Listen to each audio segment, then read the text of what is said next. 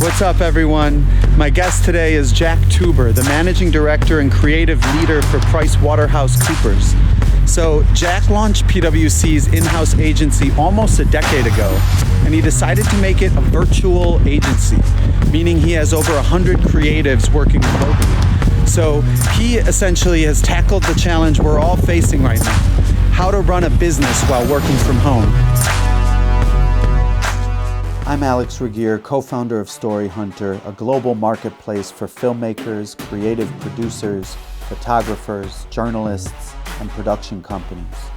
Over the past 2 years on The Rough Cut, I've traveled the world speaking with some of the most innovative minds in content strategy and video storytelling, exploring the best ways to tell stories for both the big screen and for people increasingly on the go. And then, just like that, everything changed. This is The Rough Cut, Quarantined. Tell us a little bit about what you've kind of made a name for yourself as a virtual in-house agency. Tell us how that works and how that started. Yeah, so I've been running the in-house agency at PWC since 2012 when I was named the creative leader there. And at the time we had a bunch of disparate pieces of the organization doing creative work, which I think is, pretty common in larger organizations, particularly those that are geographically dispersed. And we're a big organization. Today we're over 50,000 people. We operate across the globe at much larger scale, 250,000. But in the US, we're about 50,000 plus, all the way from Hawaii to the East Coast. And our business is helping clients on the ground where they are. So we are where they are. And as a result, I inherited a bunch of creative resources that were supporting those efforts on the ground all around the place. And my mission was really bring them together to make them a more cohesive team. But the core of my mission at that point was to make them a digitally enabled team, both in terms of how we worked, but also the skills that we were applying, and to bring digital skills to that. So, we embarked upon that mission. We combined the teams, pretty quickly. Went through some rationalization and organized by kind of specialty. So we have a team that deals exclusively with account management, and our website, PWC.com. We have a team that deals with, let's say, traditional design areas. So, the layout, the, interactive design. We have a team that deals with experiences. So, environmental design, anything that really is people in a scene or a situation. A video team. So we've built a very state-of-the-art studio at our Midtown Manhattan offices, as well as we have an operations team that actually does all of the work. Now, the interesting thing of all those teams, the only one that has a fixed location is that video team, where there are 3 people who are stationed at our offices in Midtown, because that's where the studio is. There are 13 other people on the video team that are all around the nation as field producers or just editors doing post-production, etc., where through the technology we have, they don't all need to be sitting together. And that sort of goes throughout all the organization. It's interesting timing, because actually we started Storyhunter in 2012, and it's sort of part of the what we're doing is working and helping companies find a way to transition to working with a distributed production network and working and figuring that out. A lot of it comes down to really having clear kind of criteria and process to communicate with those teams. What can you kind of like the focus comes more to on how you communicate. So what kind of tips do you have for a lot of these companies now that are kind of forced into creating virtual teams that you built years ago?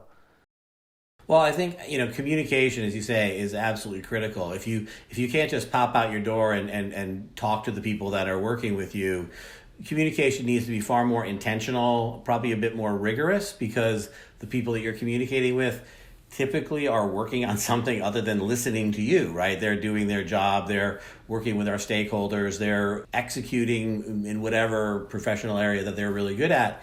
And so for us, it's a matter of having the communications be regular and personal and meaningful to people, so that they're not sort of these interruptive one-to-many blasts. Although we have those as well. We do a lot of trickle-down communications where I mentioned either those 5 verticals that we have, and within those verticals, there are sub-verticals in our larger ones, so that people work in sort of pods and teams, and so the communication feels very personal. I also think a huge element of the virtual environment is trust, which is one of those things that somebody once said, trust isn't earned, it's given, and until somebody sort of defies that, and I think that certainly is with us, the way we operate. Not to do a plug, but our PwC's purpose is to build trust in society and to solve important problems. And trust is fundamentally what we do as a business. Yeah. And I'm not talking about our in-house agency, I'm talking about the organization. So in a way, trust is built into our everyday jobs, no matter what you do at the firm. So that means that I don't worry that somebody who's in San Antonio, Texas, is doing their job or not. I trust that they are. And, yes, we have metrics and we have systems that sort of measure, when jobs have gone in, when they come out, and all the rest of that. But that's never really been a problem for us. But I think a lot of it is around communication, in terms of communicating expectations, communicating kind of shared goals, and communicating what we want, both as an organization, the in-house agency itself, but also for everybody from a career standpoint. Yeah, and as the creative leader at PricewaterhouseCoopers, what are some things you can say to, from a leadership perspective? How do you create a culture of trust? How can people change the way that they act as a leader to influence that? It requires just a more intentional style. You can and should certainly trust that your people are going to do what you hired them to do, but there are things that I need to do as the leader to keep people motivated, to ensure that trust is retained. And that's also trust with the people that we do the work for, right? So there's 115 of us in the U.S. and Mexico. And like I said, there's 55,000 plus people in the firm. So there's a lot of, the numbers are kind of overwhelming in one sense. We're doing a lot of work for a lot of people, and maintaining the trust with them is also important. So, coming up with the right relationships and accountability, making sure that if somebody has a problem, that they raise their hand. I have a saying, and I can't remember who taught me this, but somebody once said that if you have a problem and you keep it to yourself, it's your problem. If you have a problem and you share it with me, it becomes our problem. And I probably say that once or more a day, so that people know it's okay to talk about when they're having difficulty, and B, that's what I'm here, and that's what their bosses are there for, the art directors and their creative directors. We're all here to work together to solve the problems. And sometimes they're relationship problems, sometimes they're creative problems. And, this day and age right now, there's all kinds of problems, right, with people in different situations than they found themselves normally. And you mentioned, you say that a lot of times. What other kind of ritualistic things do managers have to implement to always create that space to build that trust in a remote environment? I think a big part of it is to recognize that you're dealing with people. And so while, the mode of business today is efficiency and be quick and just short messages, people do respond to the fact that you care about them, that you remember if they have a particular situation that they're dealing with, that you check in on it, not when they're calling you, but just out of the blue and check in with them. It's important to remember that our people are networked together. And they have, even though they may not be in the same cities, through the work that they do or the friendships they have made, they talk to one another. And so authenticity is really critical. And so when you check in on people, ideally you're doing it because you genuinely care about them, and people recognize that and they respond to it and they talk to one another about that, because the trust also works both ways, right? I hope, their trust. that I will be, doing my best as their leader to watch out for them, to give them meaningful work, to fight for a seat at the table, and all the typical things that in-house creative organizations, typically have to battle against. The trust is also with me. It's there, but I have to kind of earn it and re-earn it every day. Oh man, now you have to actually care now. Uh-oh. Well, and it's good when you have people who have your back, right? Because in a big organization, I don't see every piece of work that goes out the door. Yeah. And so, again, there's trust there that the people that you've put in a position to make those creative decisions are making decisions that you'd like. Now, creativity is kind of subjective, right? There's great creative, there's contests and all the rest of that. But yeah, you do want to care, because ultimately, on a very personal level, my future is in their hands. They do great work. I'm seen as being a good leader. Yeah. Right, but it can't just be the work; it's got to be the organization, and a place where people want to work. Mm-hmm. So let's jump into kind of the state of the in-house agency. This has been a big part of the advertising world. Large companies creating their own in-house creative teams. What was, like, looking back the past 18 months, what were the kind of trends and things that you were seeing in that space? And then after, we'll talk about what we see moving forward, how that will change with coronavirus and all of this.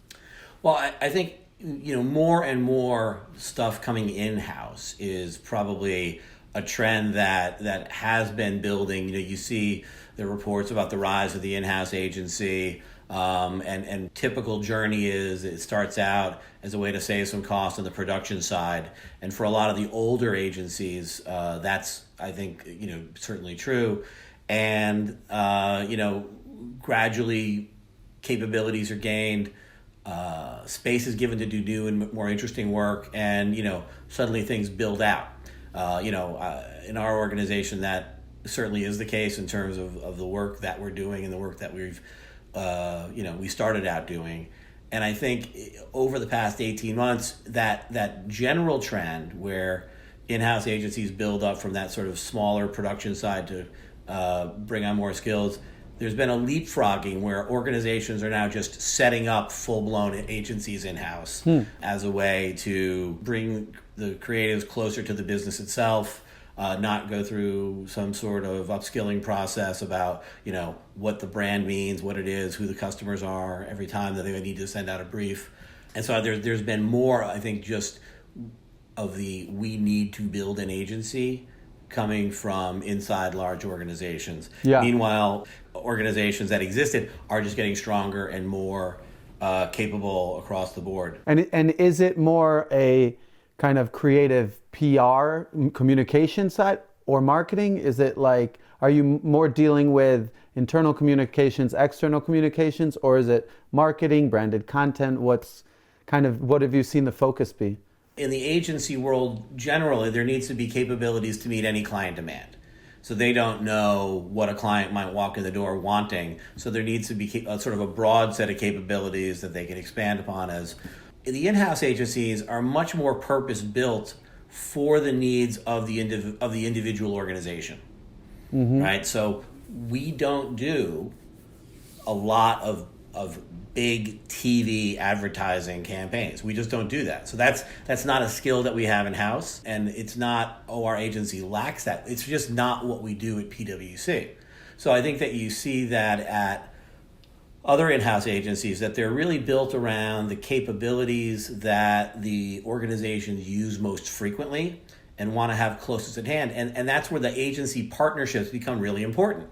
Because I don't view this as an either or situation where you either in-house or you use an external agency. I think the blending is really important, both because we're not going to hire people to do things that we don't do that frequently, or that require a certain set of skills that we just couldn't keep people busy 100% of their time, so they wouldn't want to work for us, right? So we'll go out and work with agencies in those areas, and that works out, right? You end up with strong partnerships, and so for us, our remit is pretty straightforward. I think if you went to the next agency over, theirs would be a little bit different. They might be all about TV, right? And then they're doing all their own stuff. So it's really the types of things that you need on a very consistent basis are probably the best things to start focusing on as an in-house agency. Yeah, and do what you do and get really good at that.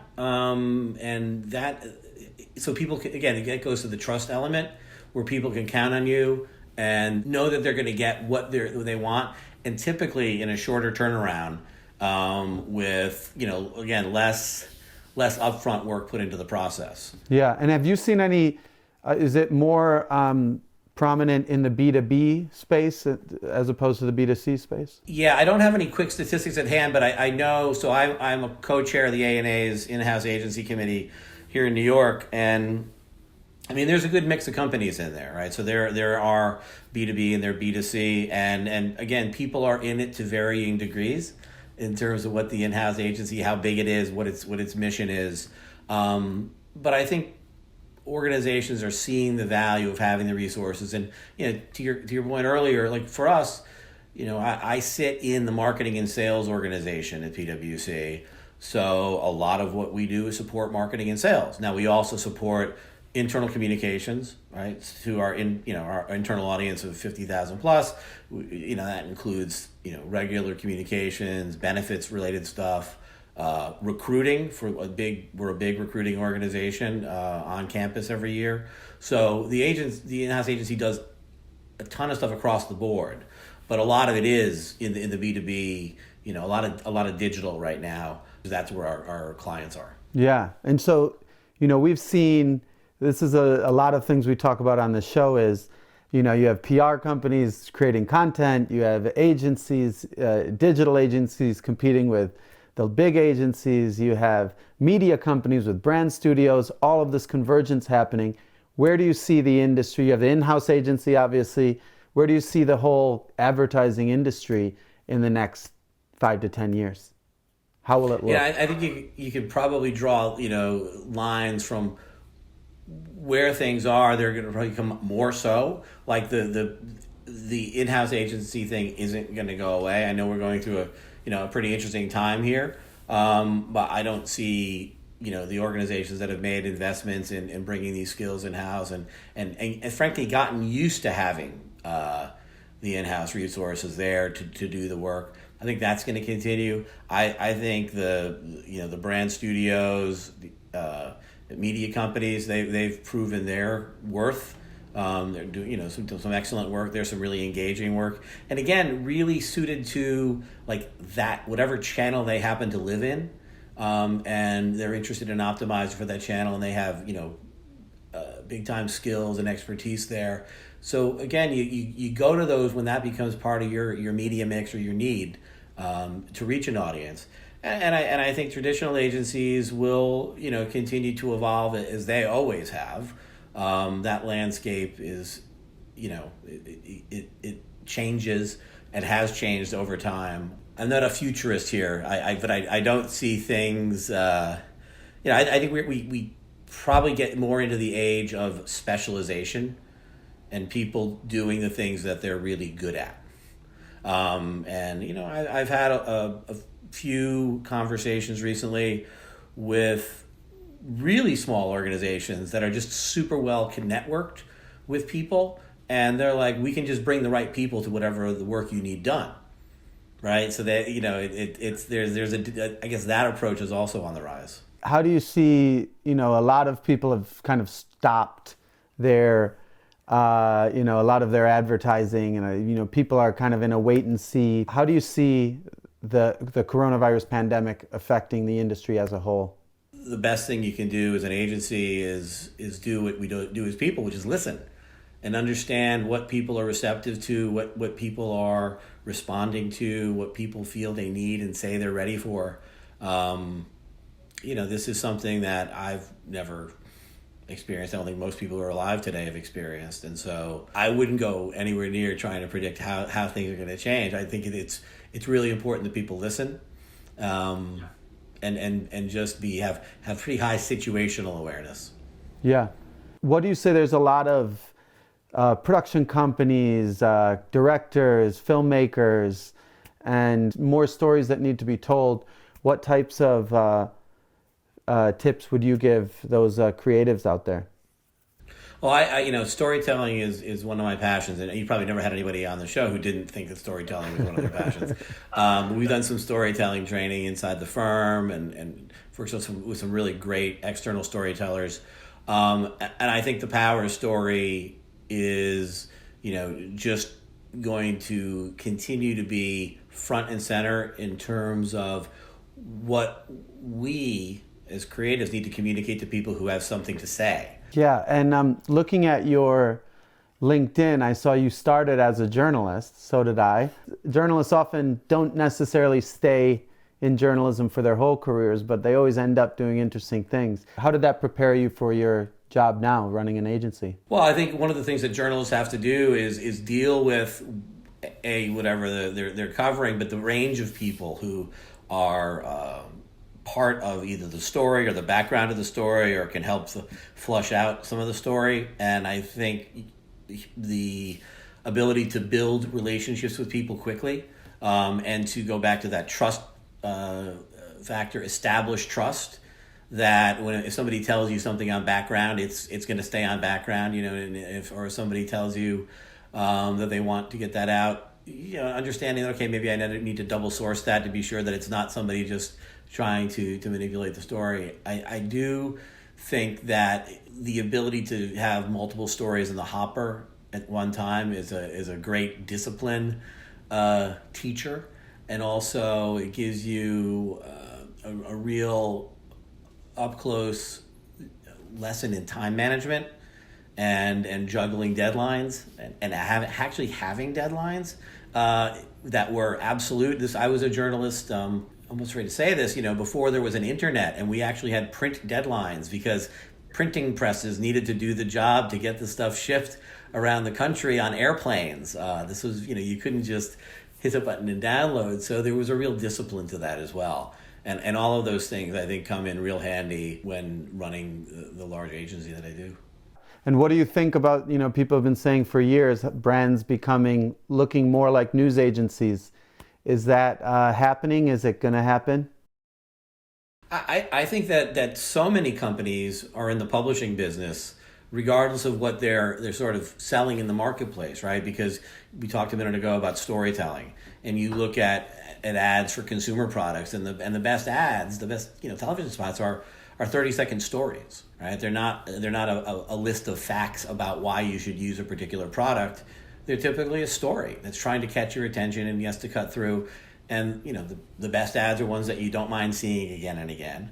I think that a lot of the content that comes out of brands today is, the means to publish is open to all of us as people today, right? Through blogs, various places to post, social media channels, and the fact that brands are taking advantage of all of those to tell their story. If you're out there publishing on Twitter, regardless of what your brand is, you're in the publishing business and the communication business. So the discipline and the responsibility, and again, the people that we talk about as being successful they're exhibiting traits that make them discussing, and some of them are really big brands, right? They're not individuals, they're brands doing interesting things that people want to see what's next and to pay attention to. So yeah, I think the communication space is wide open, and it's not a matter of how much you do, but it really is a matter of how well you do it. To kind of finish it off, you mentioned tone a lot in this conversation regarding the